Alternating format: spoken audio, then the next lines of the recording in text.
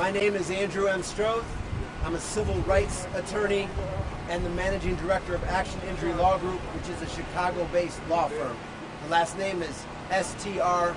You may be familiar with our firm because we also represent the family of Andy Finch, who was unjustifiably shot and killed by a Wichita police officer.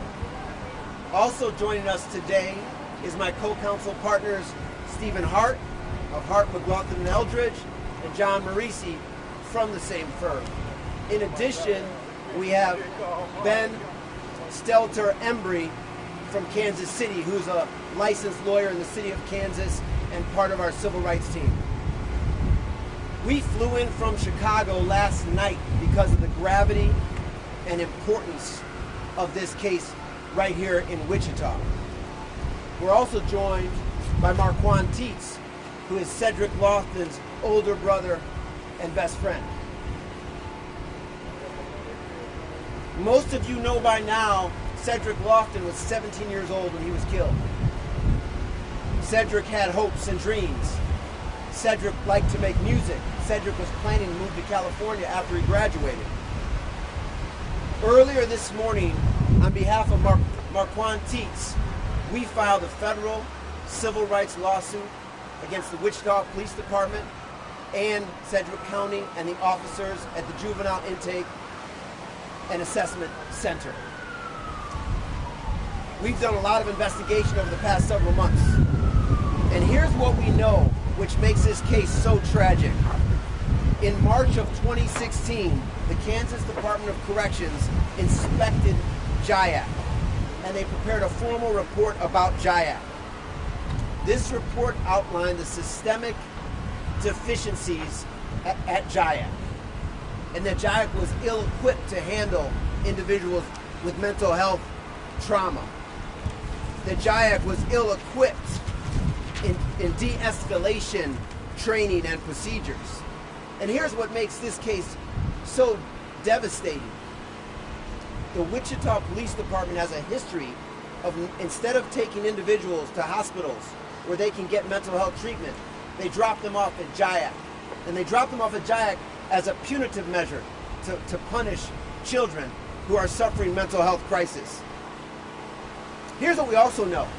Thank God that this city has a medical examiner that speaks truth to power.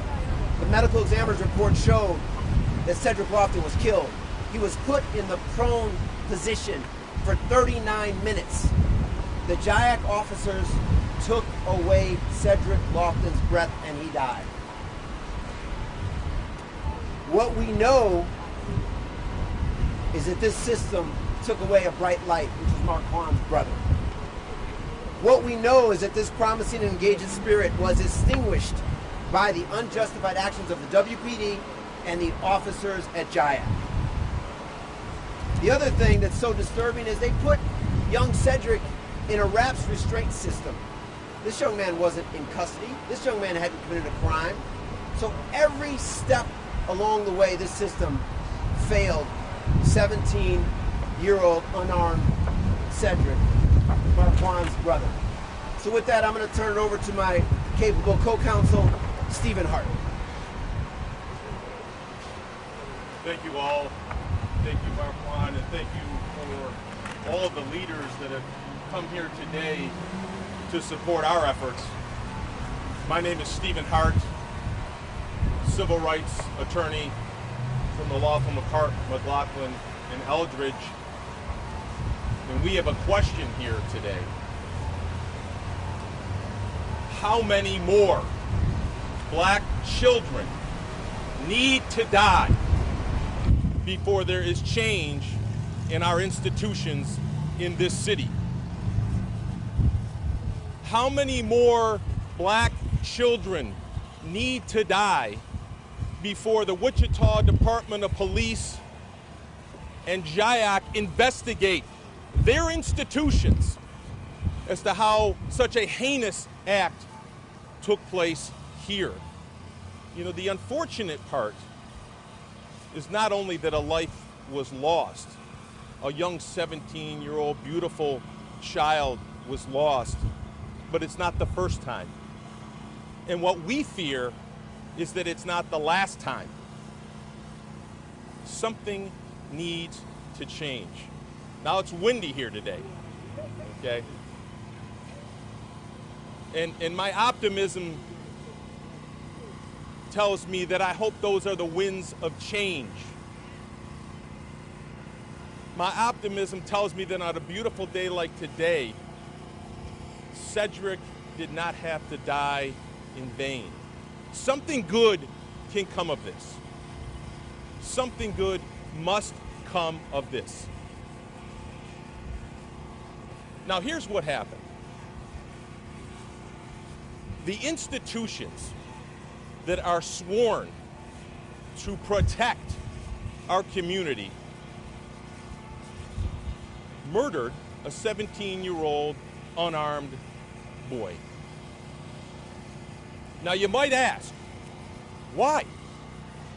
He had committed no crime. He had done nothing wrong. He was unarmed. He presented no risk or danger to anybody, and certainly not the community. So why did these law officers and JIAC personnel feel that they could use excessive force and ultimately kill this young boy? Because the institution has set up no accountability. They do it with impunity. There's no threat of reprisal. There's no accountability. And that's got to stop. And we hope by shining a light on this event that not only this community and this state, but this country takes notice that these things cannot continue. That young, unarmed, innocent boys who need attention and care and safety and protection could not be murdered and killed. And you don't have to take my word for it, because months after these events, the Sedgwick County medical examiner, who must have been under extreme pressure, concluded after a forensic examination of Cedric, after examining Cedric's blood, after hearing news report after news report propagated by the district attorney's office and the sheriff's office of this community, that somehow the boy was at fault for his own murder. This coroner's report came out and found no narcotics in his system, although it was reported by Bennett and his folks and the sheriff of this county, casting aspersions, providing excuses. And it was concluded that a homicide had taken place. Cedric died at the hands of someone else. And that someone else was the Wichita Police Department and JIAC officials, the very people who we entrust to protect our community. And as Andrew said, we're going to examine their policies. We're going to examine these institutions very, very closely. And we're going to see why city managers in this town believe that this is nothing more than a formality and that no repercussions will be suffered by anybody involved in this heinous event. So we've just begun to fight. Cedric, we owe it to Cedric to fight for him and his memory. And we pledged it to Marquand, who's the spokesman of the family, and the entire family. We're going to shed light on this situation. Things need to change, folks. Things need to change. Thank you. We're going to hear from Marquand Teet, Cedric's brother. Marquandteetz.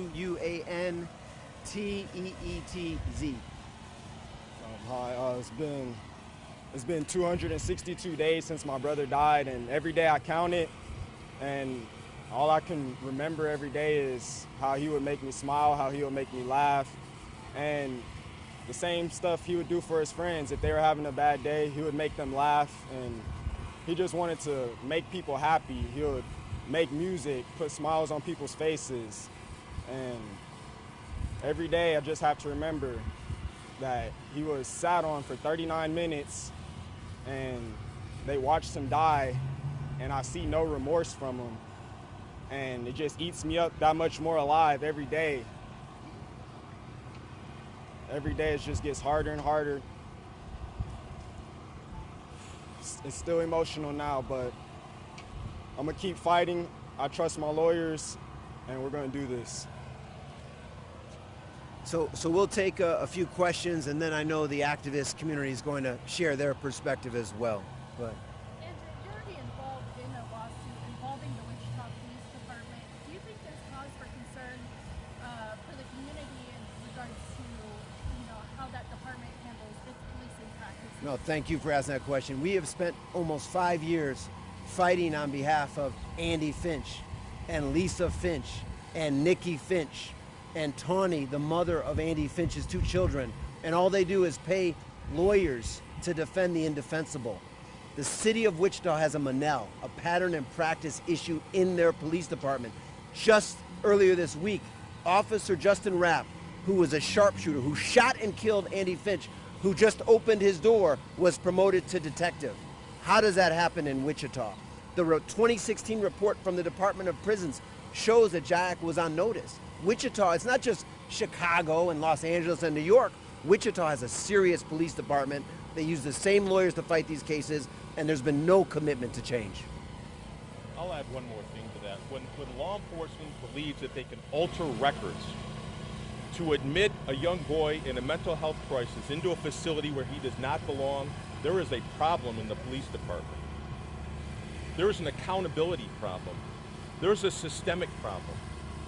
Can you imagine a law enforcement personnel believing that they can alter records to allow someone to be in a situation that he should never have been in? Any other questions? What does accountability look like for you all? You talk about something positive coming out of this. What do you want ultimately to come out of this lawsuit? Yeah, so justice takes many forms.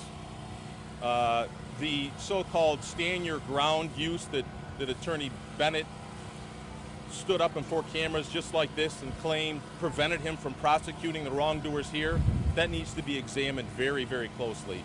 How an unarmed 17-year-old boy who wasn't wearing any shoes and had no weapons on him could be cast as the aggressor such that they could kill him is a problem.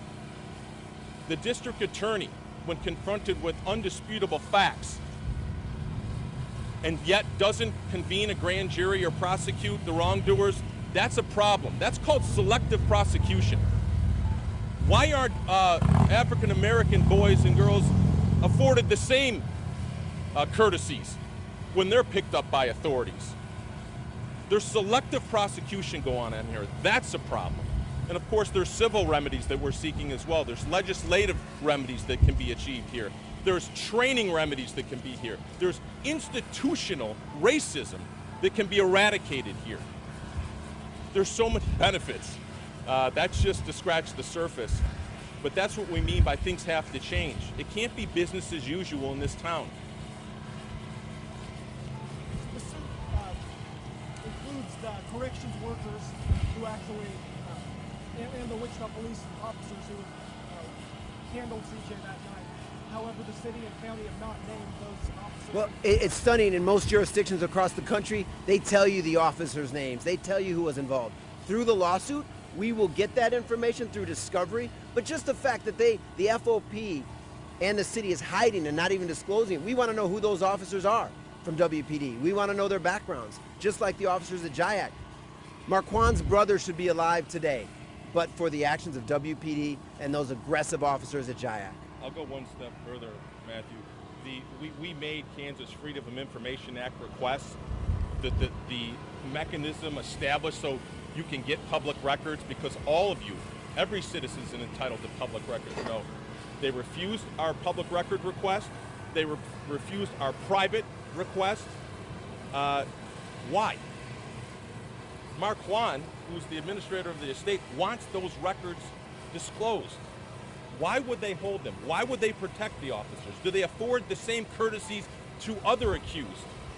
City officials, county officials are quick to say this is a systemic failure, but saying that failure is on multiple levels. It's not just systemic. There are individuals who failed CJ that. Yeah, but those individuals are actors within the city or the county, and those individuals are responsible. Any other questions? Can you explain how the 2016 ADOC report serves as a precursor to what happened to Lofton? You know, I'm gonna have John Marisi on our legal team talk about that because he's most familiar with the 2016 report. Yeah, the 2016 Kansas Department of Corrections report reads as almost a word-for-word premonition of the failures that occurred in Cedric's case. Excuse me.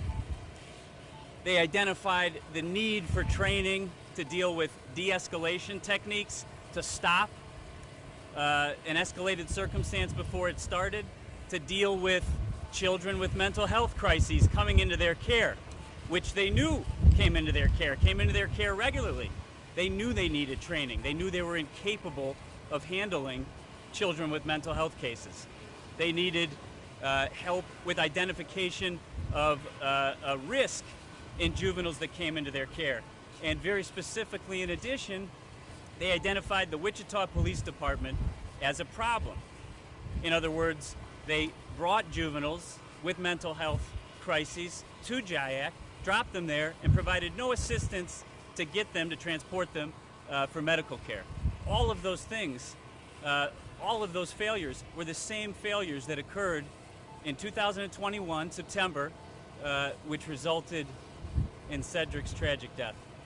I guess, do you have any indication that between 2016 and 2021 that they've taken any measures that were inadequate? We don't have any indication that anything has changed whatsoever. The Department of Justice has yet to decide if they're going to investigate Cedric Lofton's case.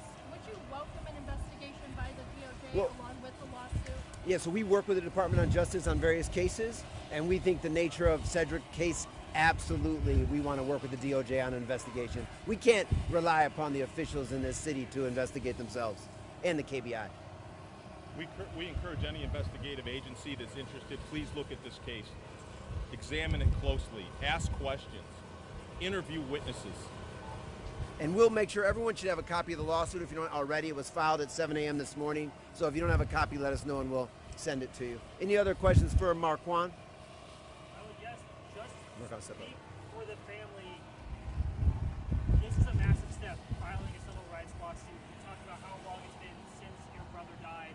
Just talk about where the family is at right now, kind of where the mindset is, kind of what you are wanting out of this moment. The family is hurt, of course. The family, more than anything, we just want to see prosecution. We want to show that you can't get away with it, that the police here cannot get away with what they did.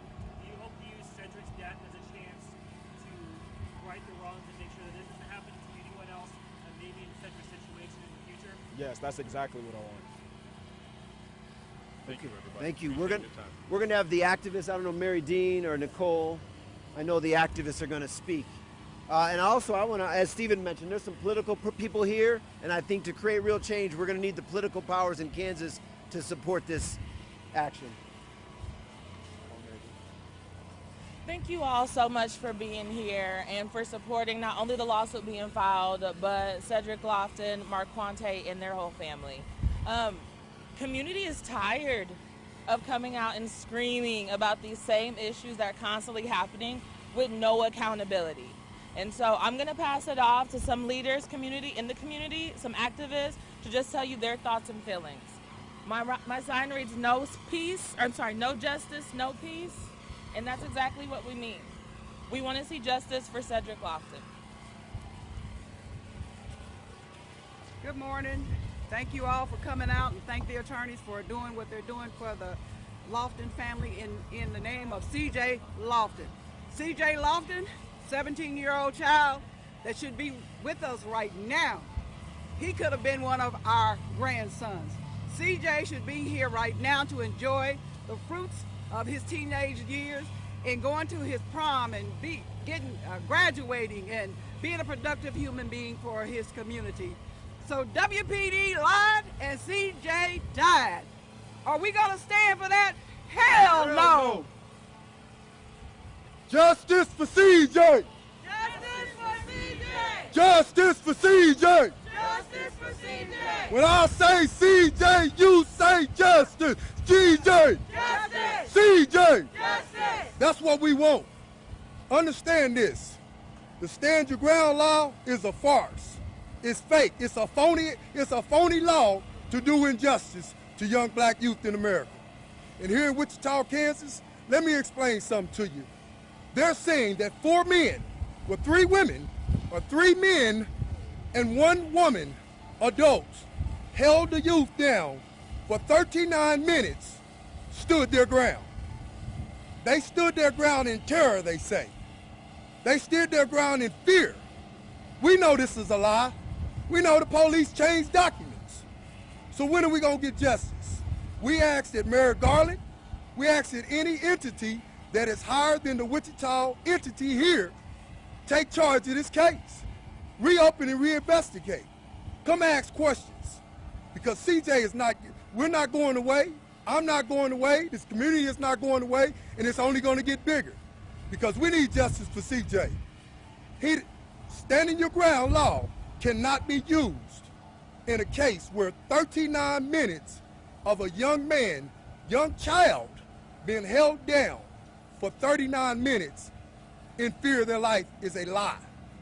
Justice for CJ! Justice for CJ! Justice for CJ! Justice for CJ! Tracy, you're on the community task force to address systemic failures of the juvenile justice system.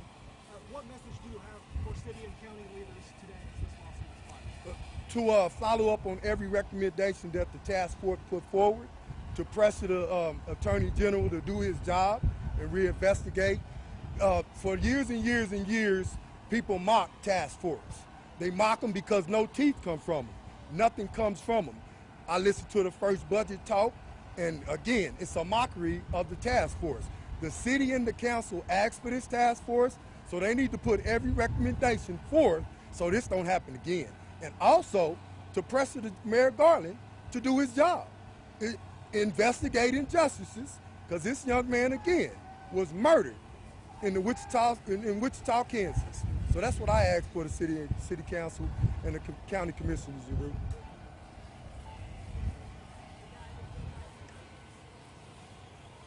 Good morning, and can you hear me? Okay. My name is Sherry Skillwoman. I am a Wichita resident who is a retired social worker. I worked out in California, including on a locked mental health ward. And throughout this tragedy, it has concerned me from a mental health protocol standard that, number one, the responders are not being trained which facility is appropriate to take people to. And number two, that there is not a strict, safe protocol about restraints. I was trained in restraints before I ever was allowed to work on the ward.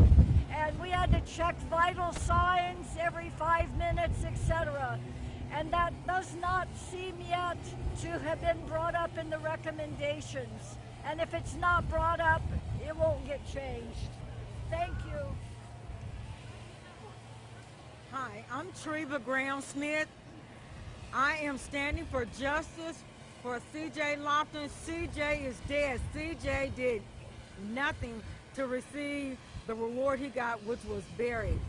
If you don't stand for something, you'll fall for anything. That's why we, as a host, is standing for justice for CJ. It has been 9 months since CJ was killed.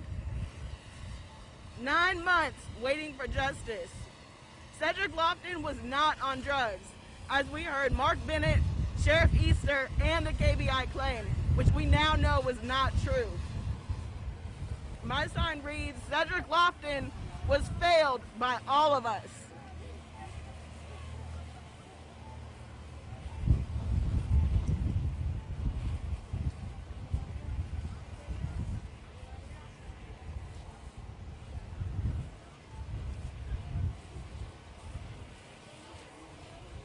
I am a murderer of CJ, and I have compassion for all of us who have allowed this to happen. I have compassion for the police force. At the same time, to me, there's no doubt that my white 17-year-old would not have been killed on the floor of Jayak. This is a systemic problem. I've heard it said that white supremacy is like the corn syrup that's in everything. And I want to be part of getting the corn syrup out of Wichita and out of our communities in a way that is restorative, in a way that lifts up black leadership, in a way that prioritizes the survival and the thriving of our children.